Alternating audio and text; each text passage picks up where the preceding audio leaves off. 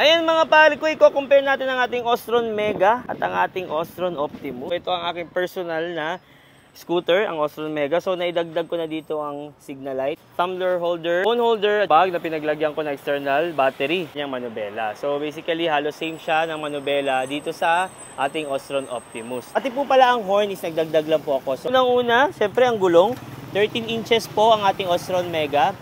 11 inches po ang ating Ostron Optimus. Same sila, naka-disc brake at hydraulics na ang brake niya. With seat na po, built-in signal light ng Ostron Optimus. So ito po yung built-in na signal light ng ating Ostron. Mas mahaba po pala ang build ng ating Ostron Mega. Sa personal, malaki-laki na rin po talaga ang ating Ostron Optimus. Final look mga pare ko, ikot tayo, ikot.